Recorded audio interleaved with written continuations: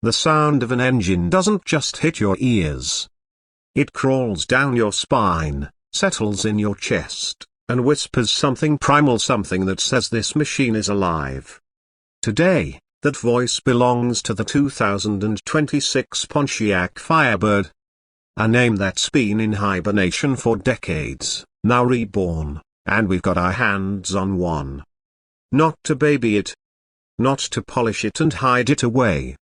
No, this car is here to be built, a broken by and burned. The moment you first see it, the Firebird's stance tells you exactly what it's about. The nose dips low and predatory, like it's smelling the asphalt it's about to consume. The rear arches flare just enough to make it clear the tires aren't just for rolling, they're for gripping. There's a certain aggression in the design, but not the cartoonish kind. This is a car that doesn't need to shout, it simply stands there and dares you to underestimate it. The bodywork is a fusion of nostalgia and innovation.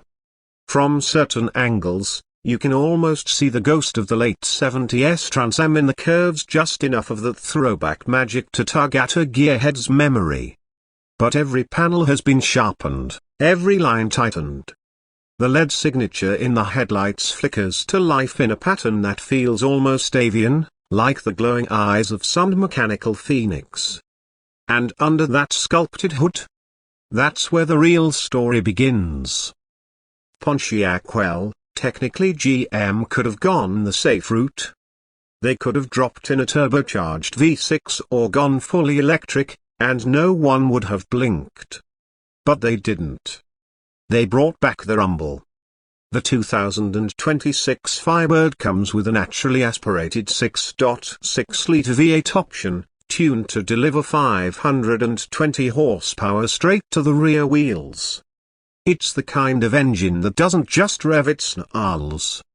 Even at idle, you hear the uneven pulse that tells you each cylinder is working in perfect chaos. Ours came bone stock. Which is fine for some people. But for us? That's just the starting canvas. Step 1, breathing. That factory exhaust is decent, but decent doesn't make the neighbors complain or set off alarms 2 streets over. We pull it off and replace it with a full stainless steel system headers back, opening it up so that every throttle blip is a declaration of intent. It's deeper now, throatier. The kind of sound that makes your chest cavity vibrate. Next, we tackle the intake. The stock airbox is efficient, sure, but we're looking for immediacy. We swap it for a high-flow carbon fiber intake system that feeds the V8 a colder, denser gulp of air. The throttle response sharpens instantly, like the car's sensors have just been heightened. And while we're under the hood, we flash the EQ, nothing too extreme yet, just enough to unlock the extra edge that's been electronically leashed by the factory.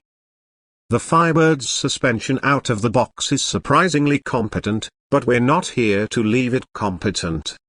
We drop in adjustable coilovers, shaving about an inch off ride height for that hunkered down, ready to pounce look.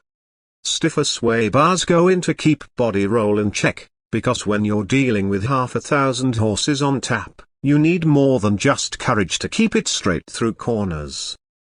Wheels and tires, this is where personality meets performance. We ditch the stock alloys for forged 20-inch rims wrapped in ultra-high-performance rubber. The contact patch widens, the grip increases, and suddenly the Firebird feels more like a big cat than a muscle car. It doesn't just charge forward anymore, it stalks, it pounces, and when it claws into the pavement, it doesn't let go. By this point, the car is no longer the one we picked up. It's angrier, more precise, hungrier. But there's still one part of the build that can't be ignored, the brakes. More power means more speed, and more speed means you better have the ability to kill it instantly. 6 piston calipers in the front, 4 in the rear, clamping down on slotted rotors big enough to serve a pizza on. The pedal feel transforms from firm to telepathic. You think about slowing down, and it happens. And now, with the build phase mostly behind us, it's time for the burn. That's the part where all this wrench turning and part swapping stops being theoretical. Where asphalt meets rubber and fuel turns into motion. We take it to the outskirts, to a stretch of road that's empty enough to be ours for a while. The V8 wakes up with a bark, settles into that feral growl, and then a broken bar the launch. You pin the throttle, and it's like being yanked forward by an invisible hook. The rear tires scramble for grip, then bite down hard. The torque hits in a wave, pushing you back in the seat as the speedometer needle sweeps past numbers that most cars would need a runway to see. And yet, the Firebird isn't just about straight-line insanity. That upgraded suspension and the sticky tires mean it holds through corners like a predator banking mid-hunt. There's something about the steering feel too. It's not numb like so many modern cars. You feel the grain of the road through the wheel, the subtle weight shifts, the moment just before the tires start to slip. It's communication, and the Firebird speaks in a language that's both urgent and reassuring. We run it hard for hours. Long straights where the exhaust note stretches out into a scream. Tight bends where the rear wants to dance but never steps completely out of line. Braking zones that test just how quickly physics can be persuaded to change its mind. Every time we pull over to let the heat soak out of the brakes, you can smell the warm metal and scorched rubber, a perfume for the mechanically inclined. Somewhere in between the adrenaline rushes, you start to appreciate the little details. The way the dash is laid out are not overly digital, not drowning in touch screens, but focused. The way the seats hold you, bolstered just right for spirited driving without being a punishment on the highway. Even the way the shifter clicks into place with mechanical certainty. This isn't a car that tries to be everything to everyone. It knows exactly what it is, and it wants you to meet it there. And that's the thing, cars like this don't really exist anymore. Not in the way they used to. The Firebird's return isn't just about horsepower numbers or quarter-mile times. It's about emotion.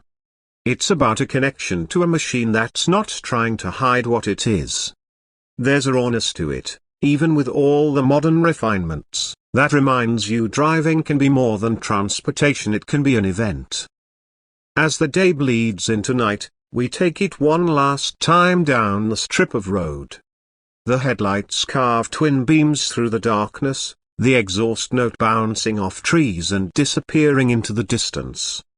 You can almost imagine the spirit of every Firebird that came before riding along every one of those cars that turned fuel into fire and left only the smell of burnt rubber as proof they were there. We park it, engine ticking as it cools, the smell of hot oil lingering in the air.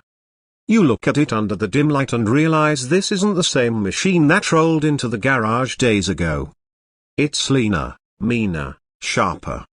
The build wasn't just about adding parts, it was about revealing the car that was hiding under the skin. And the burn? That was just proof that what we built could live up to the name. Firebird. A car that rises, that roars, that leaves its mark and dares anyone to follow. It's not a relic. It's not a nostalgia piece. It's a statement, one that says muscle isn't dead, it just needed the right moment to come back. And now, it's here,